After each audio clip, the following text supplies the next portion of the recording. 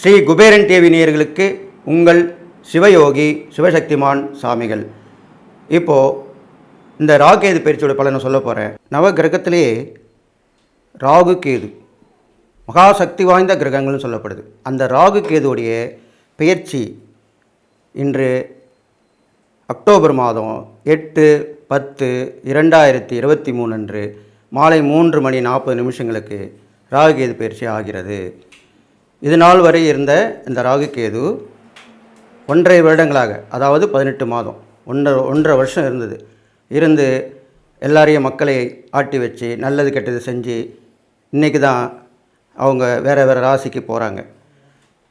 அப்போது இந்த நவகிரகத்தில் பார்த்திங்கனாக்கா ராகுக்கு தான் மகா பொல்லாத கிரகங்கள் சொல்லப்படுது, மகா சக்தி வாய்ந்த வலிமை வாய்ந்த கிரகங்களும் சொல்லப்படுது.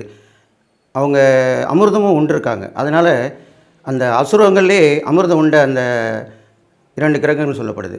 அதனால் நல்லா கேட்டுங்க, இவங்க பிடியில் மொத்தம் 9 கிரகங்கள் சொல்லப்படுது இல்லையா? அந்த ராகுகேது பிடியில் 9 கிரகங்களும் மாட்டிக்கிட்டால் காலசர்ப தோஷம்னு சொல்கிறோம். அதில் ஒரு கிரகம் வெளியே வந்துட்டால் காலசர்ப யோகம்னு சொல்கிறோம். இது மாதிரிலாம் நிறைய ஜாதகத்தில் இருக்குது. இது இன்னொரு பதிவில் நான் விளக்கமாக சொல்கிறேன். இப்போ ராகுகேது பயிற்சி பற்றி சொல்கிறேன். இந்த ராகுகேது பயிற்சின்றது மக்கள் அனைவரும் எதிர்பார்த்திருந்த ஒன்று தான். இப்போ இதிலேருந்து என்னென்ன மாற்றங்கள் ஏற்பட போகுதுன்னு பாருங்கள். இந்த ராகுகேது பயிற்சி ஆகிறனால என்னென்ன நடக்க போகுது, அது எந்த ராசிலேருந்து எந்த ராசிக்கு போக போகுது, எந்த நட்சத்திரத்தில் இருக்க போகுது, அதனால் என்ன பலன்கள் ஏற்பட போகுது அப்படின்னு சொல்லிட்டு இந்த 12 ராசிக்கு உண்டான பலனை சொல்ல போகிறேன். இப்போ பொதுவான பலனை இப்போ நான் சொல்கிறேன், கவனமாக கேட்டுக்குங்க. இது நாள் வரைக்கும் இந்த ராகு பகவான் என்கிற யோகக்காரகன், அவர் யோகக்காரகன் சொல்லப்படுறாரு. யோகன் மேலே அதிர்ஷ்டம் தானே. அவர் எந்தெந்த ராசியில் இருந்தால் அதிர்ஷ்டம், எந்தெந்த ராசியில் இருந்தால் கஷ்டம், இதெல்லாம் நான் வேறு விரிவாக சொல்லிட்டு வருவேன். அதனால் கவனமாக கேட்டுங்க. இப்போது இந்த ராகு பகவான் மேஷ ராசியிலிருந்து மீன ராசிக்கு போகிறார், சரிங்களா? மீன ராசிக்கு போகும்போது அந்த மீன ராசின்றது நீர் ராசி. அதுவும் இல்லாமல் அந்த இவருக்கு வீடு கொடுக்குறாரு இல்லையா, இந்த ராகுகேதுக்கு வீடு கிடையாது. அதனால் இந்த ராகுக்கு வீடு கொடுக்கக்கூடிய அந்த ஸ்தானாதிபதி மீன ராசிக்கு அதிபதி குரு பகவான். அப்போது குருவோட வீட்டில் தான் இந்த ராகு போய் சுமார் 1.5 வருஷமாக இருக்க போகிறார். அதே மாதிரி கேது பகவான் துலாம் ராசியிலிருந்து கன்னி ராசிக்கு போக போகிறார். கன்னி ராசின்றது புதனுடைய ஸ்தானாதிபதி. அந்த புதன் கன்னிக்குரியவர் புதன் சொல்லப்படுது. அப்போது ராகு பகவான் குருவோட வீட்லேயும் கேது பகவான் புதனோட வீட்டில் இருக்க போகிறாங்க. நல்லா கேட்டுங்க. ராகு குருவோட வீட்டில் இருக்கும்போது குரு நல்லவர் சுபர் சொல்லப்படுது. குரு பார்க்க கோடி நன்மைன்னு சொல்லப்படுது. அதனால் அந்த குருவோட வீட்டில் ராகு இருக்கும்போது ஓரளவுக்கு நல்ல தான் செய்வார். இவர் தன்னுடைய வீட்டை சொந்தமாக ஆக்கிக்குவார், அது வேறு விஷயம். ராகுவும் கேதுவும் எந்த ராசியில் போய் உட்காராங்களோ அந்த வீட்டை, அந்த ராசியை அவங்க சொந்த ராசியாகவும் சொந்த வீடாகவும் ஆக்கிக்குவாங்க. அதுதான் அவங்களுக்கு உண்டான வலிமையான பலன். அதனால் இருந்தாலும் அந்த குருவோட வீட்டில் இருக்கிறனால நல்லா கேட்டுங்க, ஆன்மீக பெரியோர்கள், மத தலைவர்கள், போதனை செய்யக்கூடியவர்கள், இவர்கள் எல்லாருமே சுபிட்சமாக இருப்பாங்க இந்த ராகு கேது பயிற்சிக்கு அப்புறம், இந்த ராகு மீனராசிக்கு வரும்போது. இது இல்லாமல் நாட்டில் நல்ல விஷயங்கள் நடக்கும். இதனால் வரைக்கும் போராட்டங்கள், வம்பு தும்புகள், சண்டை சச்சரவுகள், எதற்கெடுத்தாலும் வீண் சண்டை, இதெல்லாமே குறைந்து நல்ல ஒரு மத நல்லிணக்கம் ஏற்படும். அது இல்லாமல் எல்லாரும் ஒற்றுமையாக இருப்பாங்க, மத தலைவர்கள்லாம் ஒன்று இணைவார்கள். இதுதான் முக்கியமான விஷயம். நல்லா கேட்டுங்க. இந்த ராகு பயிற்சிக்கு அப்புறம் எல்லா மதத்து தலைவரும் ஒன்றாக இணைவார்கள். இணைந்து அவர்கள் ஒற்றுமையாக இருந்து மக்களை வழிநடத்தி செல்ல இருக்கிறார்கள். அதை நீங்கள் கண்கூட பார்க்க போகிறீங்க. அப்போது அமைதி நிலவும் நாட்டில், எல்லாமே நல்லதாக நடக்கும். நம்ம இந்திய திருநாடுக்கும் நல்ல விஷயம் தான் நடக்க போகுது. இந்த குரு வீட்டில் இருக்கிறனால ராகு பகவானுக்கு யோகத்தையும் கொடுப்பாரு. ராகு யோகத்தை கொடுக்குறோன்னு சொல்லியிருக்கேன். அப்போ குருவோட வீட்டில் இருந்தால் நல்லா கேட்டுங்க, ஆன்மீகத்தில் ஈடுபாடு உள்ளவங்க, ஆன்மீக முன்னோர்கள், பெரியோர்கள், ஜோதிடர்கள், அருள்வாக்கு கூறுபவர்கள், இப்போது மகான்கள் சில இப்போ இருக்காங்க நிறைய பேர், மகான்கள் சித்தர்களோட சொல்லிக்கிறாங்க. அவங்க மக்களும் அதுக்கு ஆமோதித்து அவங்க சொல்படி நடந்து வராங்க. ஒரு சிலர் இருக்க தான் செய்கிறாங்க. அவர்களும் நல்லவர்களும், நல்லா கேட்டுங்க, நல்லவர்கள் சொல்லியிருக்கேன், நல்லவர்களும் மிக சிறந்து இந்த 1.5 வருஷத்தில் நல்லாக வாழ்வார்கள். அவர்கள் வழிப்படி மக்கள் கடைப்பிடித்தால் மக்களும் நன்றாக இருப்பார்கள். இப்போது கேது பகவானை பற்றி பார்ப்போம். கேது பகவான் கன்னிராசிக்கு போகிறார். கன்னின்ற வீடு புதனுடைய வீடு. புதன் வந்து கல்வி அறிவுக்கு, வித்தைக்கு எல்லாமே சொல்லப்படுது. அப்போது இந்த கேது வந்து கன்னிக்கு போகும்போது என்ன நடக்கும்னு கேட்டிங்கனாக்கா, அந்த கன்னின்ற இடம் வந்து நிலம் ராசி. நிலம் ராசின்ற போது பூமியால் ஏற்படும் விளைபொருட்கள் நல்ல விற்பனை ஆகும், பூமியால் லாபம் கிடைக்கும், பூமியில் உள்ள மக்கள், நம்மளும் மக்கள் பூமியில் தான் இருக்கிறோம், நமக்கு நல்ல முன்னேற்றங்கள் கிடைக்கும். அது இல்லாமல் நல்லா கேட்டுங்க, ஒரு ஜாதகத்தில் புதனும் கேதுவும் இணைஞ்சால் ஆன்மீக முன்னேற்றம், கல்வி முன்னேற்றம், உலக அனுபவம் இதெல்லாமே கிடைக்கும். அதெல்லாமே தான் இப்போ நடக்க போகுது. அப்போது மக்கள் விழிப்புணர்வு அடைவார்கள். மக்கள் வந்து எது நல்லது எது கெட்டதுன்றது தெரிஞ்சுப்பாங்க. இது நாள் வரைக்கும் மக்கள் குழப்பமாக இருப்பாங்க. யார் சொல்கிறதே கேட்குறது, யார் சொல்கிறது நம்புறது, ஏன் இப்படி சண்டை போட்டுக்கிறாங்க, நம்மளை ஆட்சி புரியவர்களே சண்டை போட்டுக்கிறாங்களே, நம்ம மக்கள் எங்கே போவோம், ஏதா போவோம், நம்மளுக்கு மக்களுக்கு வந்து எந்த சலுகையும் கிடைக்க மாட்டுது, இப்படிலாம் புலம்பி தீர்த்தவங்களுக்கு விடிவு காலம் வந்து விட்டது. அதனால் புதன் வீட்டில் கேது வந்தவுடன் அந்த மக்களுக்கேற்ற பலன்கள் கிடைக்கும். ஆட்சியாளர்கள் திருந்தி மக்களுக்கு கண்டிப்பாக நன்மை செய்வார்கள். மற்ற போக்கெல்லாம் விட்டுட்டு, ஆஹா நம்ம மக்களுக்காக தான் வந்திருக்கோம், மக்களுக்கு தேவையானதை கண்டிப்பாக செய்யணும் அப்படின்ற நினைவு ஆற்றல் அவங்களுக்கு வரும், ஆட்சியாளர்களுக்கு வரும். ஆட்சியாளர்கள் நற்பெயர் பெறுவார்கள், மக்களுக்கு நல்லது செய்வார்கள். இது வந்து கேது வந்து அந்த கன்னிராசியில் வந்து இருக்கிறது. இது இல்லாமல் இப்போது ப்ளஸ்ஸு சொல்லிட்டு வந்தேன் இல்லையா, மைனஸும் சொல்லி தானே ஆகணும், குறைகளும் சொல்லி தான் ஆகணும். அப்போ பார்த்திங்கன்னா இந்த ராகு பகவான் மீன ராசியான்ற அந்த நீர் ராசிக்கு போகும்போது நல்லா கேட்டுங்க, வெள்ளம், மழை வெள்ளம் பெருகும், மழை நல்லா பொழியும், வெள்ளம் பெருகும். இதில் வந்து சுனாமி மாதிரி வரத்துக்கும் வாய்ப்பு இருக்குது. அதனால் முன்னெச்சரிக்கையாக இருக்கணும் மக்கள். அது இல்லாமல் அந்த சுனாமி வந்ததுக்கப்புறம் விஷக்கிருமிகள் திரும்பவும் வர வாய்ப்பு இருக்கிறது. ஏனென்றால் அது நீர் ராசியில் இருக்கும்போது, காற்று ராசியில் இருக்கும்போதும் ராகுக்கு வந்த போது கொரோனா வந்தது. அது வந்து பரவச்சு. காற்றுனா உடனே வேகமாக பரவக்கூடியது. இது வந்து நீர் ஓரளவுக்கு தான், ரொம்ப பயப்பட வேணாம். நீரில் பரவக்கூடிய விஷக்கிருமிகள் வரும். அதனால் நீரில் கண்டம் இருக்கும் மக்களுக்கு, அதெல்லாம் பார்த்து நடந்துக்கணும். கண்டிப்பாக விஷக்கிருமியால் பாதிப்பு வரக்கூடிய வாய்ப்பு இருக்குது. அதுக்கு முன்னெச்சரிக்கையாக இருந்து தகுந்த மருந்து பரிசோதனை செஞ்சு அதெல்லாம் பரிகாரம் பண்ணிக்கலாம்.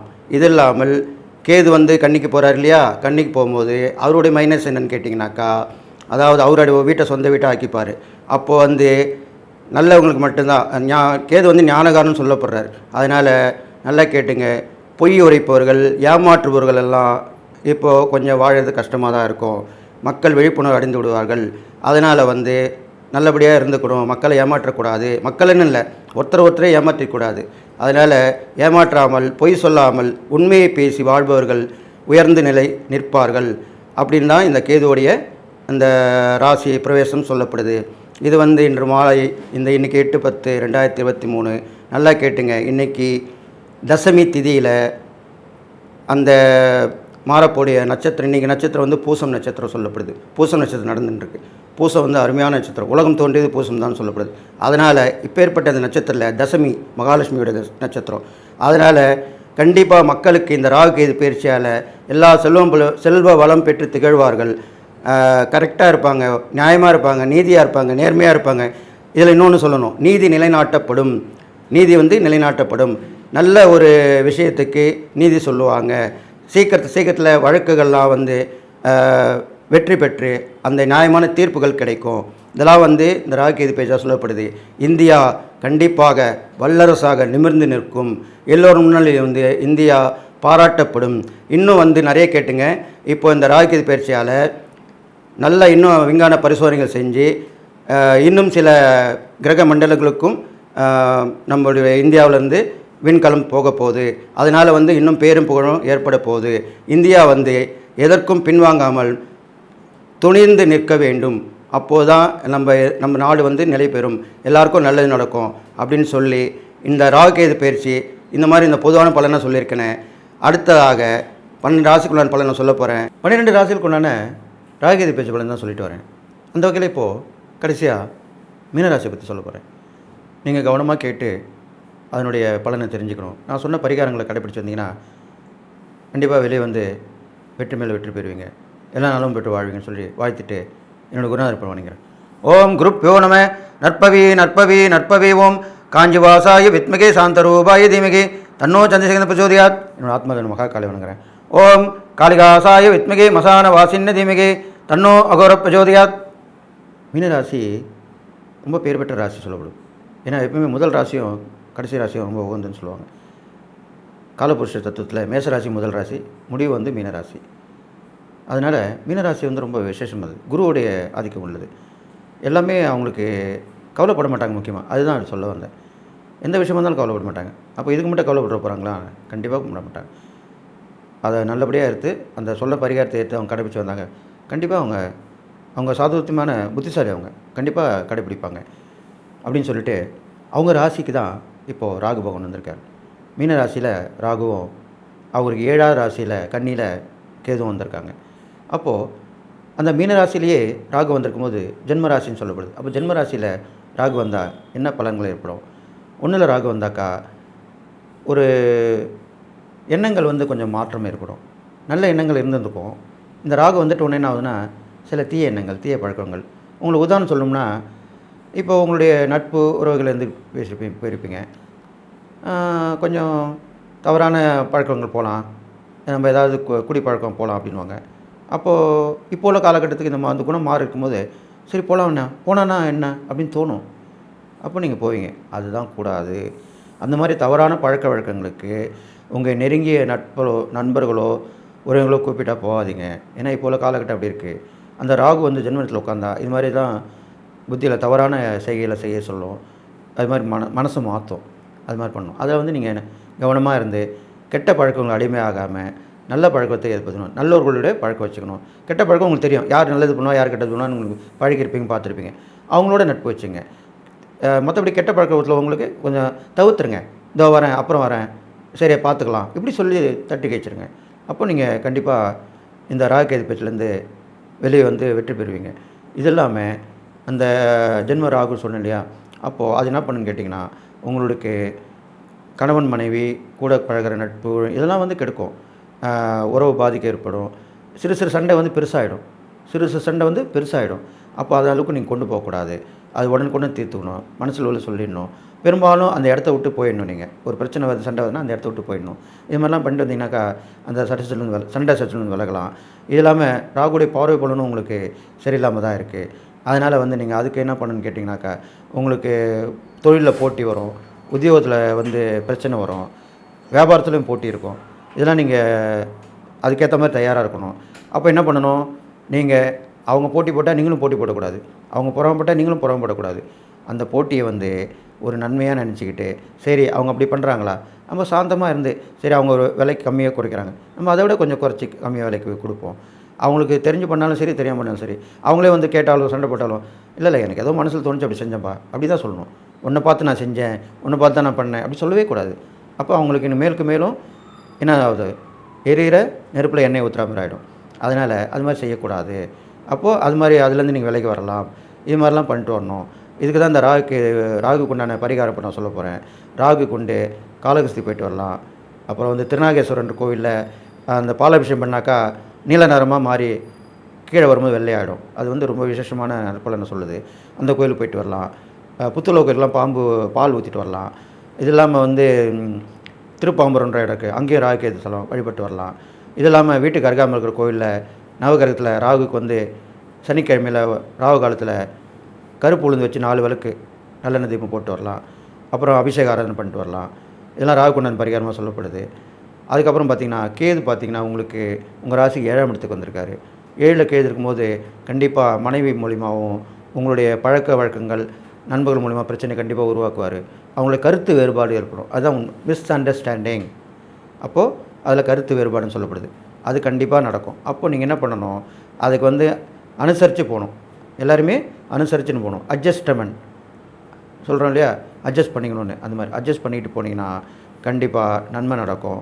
இந்த 7ல் உள்ள கேது வந்து இன்னும் என்ன பண்ணுவார்னா, அவர் வந்து கேதுவை போல் கெடுப்பார் இல்லை, ராகுவை போல் கொடுப்பார் இல்லைன்னு சொல்லியிருக்கு. அதனால் கேது வந்து கெடுப்பார். அதனால் அந்த இருக்கிற இடத்த பொறுத்தும் செய்வார். அப்போ 7ஆம் இடத்துல வந்து பயணங்களாலும் பிரச்சனை ஒன்று பண்ணுவார். ஒரு பயணம் கிளம்பின்னு இருப்பீங்க, திடீர்னு ஏதாவது ஒரு டிக்கெட் கேன்சல் ஆகிடும், ஒரு தடங்கள் வந்துடும், இன்றைக்கி போக முடியாது, நாளைக்கு தான் போக முடியணும். அப்போ மாற்று வழி நீங்கள் யோசிக்கணும். திருப்பி அதில் போக முடியுமா அப்படின்றத பார்க்கணும். ஒரு ஆல்டர்னேட்டிவ் அரேஞ்ச்மெண்ட் சொல்லுவாங்க. அப்போ நீங்கள் அது மாதிரி சமயோசித புத்தி உங்களுக்கு கண்டிப்பாக மீனராசியில் பிறந்தவங்களுக்கு அந்த சமயோசித புத்தி கண்டிப்பாக இருக்கும். அப்போ அதை நீங்கள் யூஸ் பண்ணணும்.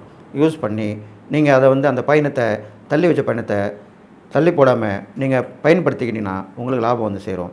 இது மாதிரிலாம் நல்ல விஷயங்கள் தான் நடக்கும். இது மாதிரி இந்த கேதுக்குண்டான பரிகார ஸ்தலங்களான காளஹஸ்தி போயிட்டு வரலாம், கீழ்பெரும்பள்ளம் சொல்லப்படுது, அங்கே போயிட்டு வரலாம், திருப்பாம்பரம் போயிட்டு வரலாம்.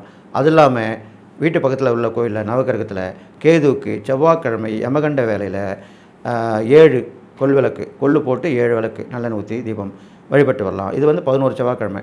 அதேமாதிரி ராகுக்கும் 11 சனிக்கிழமை பண்ணிட்டு வரலாம். இது பண்ணிட்டு இல்லாமல் வாரமும் தொடர்ந்து பண்ணலாம். இது மாதிரிலாம் பண்ணிட்டு வந்தீங்கன்னா இந்த ராகுகேதுக்கு பரிகாரமாக சொல்லப்படுது. உங்களுக்கு வந்து சூட்சமான பரிகாரம் இப்போ நான் சொல்கிறேன். இந்த மீனராசியில் பிறந்தவங்களுக்கு நல்லா கேட்டுங்க. உங்களுக்கு வந்து அந்த திருவானைக்காவல்னு ஒரு ஊர் இருக்குது. அங்கே வந்து அகிலாண்டேஸ்வரி சமேத ஜம்புகேஸ்வரர் இருக்கார். அவங்கள வழிபட்டு வந்தால் தான் இந்த சூட்சும பரிகார தெய்வமாக சொல்லப்படுது. இந்த ராகுகேது பயிற்சியால் ஏற்படக்கூடிய தீமைகள்லாம் விலகும். அங்கே நடக்கிற காலையில் விடிகத்தில் கோபூஜை செய்வாங்க. அங்கே ரொம்ப விசேஷம். என்னுடைய குருநாதர் மகாபெரிவா சொல்லியிருக்காரு. அங்கே போயிட்டு அந்த கோபூஜையில் கலந்துங்க. தப்பு இல்லை, பண்ணலாம். கொஞ்சம் செலவு பண்ணால் தப்பு இல்லை. நம்ம பெரிய விஷயம் நடக்குதுன்னா தைரியமாக பண்ணலாம். எதற்கும் நம்ம கடை வாங்கி செய்கிறோம். இந்த இறை வழிபாடு கண்டிப்பாக செய்யலாம். நிறைய பேர் அப்படி தான் என்ன பண்ணிடுறாங்க, இந்த பரிகாரத்துக்கு செய்கிற செலவை குறைச்சிக்கிறாங்க. இப்போ ஒரு ஹாஸ்பிட்டல் போனால் செலவு நிறைய பண்ணுறோம், கல்யாணம் பண்ணால் நிறைய செலவு பண்ணுறோம், நிறைய பெரிய பெரிய விஷயத்துக்குலாம் நிறைய செலவு பண்ணுறோம். இது வந்து எல்லா பிரச்சனையும் தீர்க்கக்கூடிய பரிகாரன்ற போது ஏன் தயங்குறீங்க? கண்டிப்பாக செலவு பண்ணுங்கள், ஓரளவுக்கு செலவு பண்ணுங்கள். பண்ணி அந்த பரிகாரத்தை வந்து ஜெயமாக்கி வெற்றி பெறுங்க. நீங்கள் எல்லா நாளும் பெற்று வாழ்வீங்கன்னு சொல்லி இந்த ராகுகேது பேச்சால் ஏற்பட்ட பலன்களை சொல்லியிருக்கேன், பரிகாரமும் சொல்லியிருக்கேன். கவனமாக கேட்டு அதை வழிபட்டு வந்தீங்கன்னா கண்டிப்பாக மேன்மேலும் வெற்றி கிடைக்கும் அப்படின்னு சொல்லிட்டு இந்த மீனராசிக்கு வந்து கண்டிப்பாக நீங்கள் நான் சொன்ன வழிபாட்டு முறையில் பண்ணிட்டு வாங்க. பெரும்பாலும் நீங்கள் வந்து குருவோடைய ஒரு குருவை தேர்ந்தெடுத்து அவரை வழிபட்டு வந்தீங்கனாலே உங்களுக்கு பாதி பிரச்சனை தீர்ந்துடும்.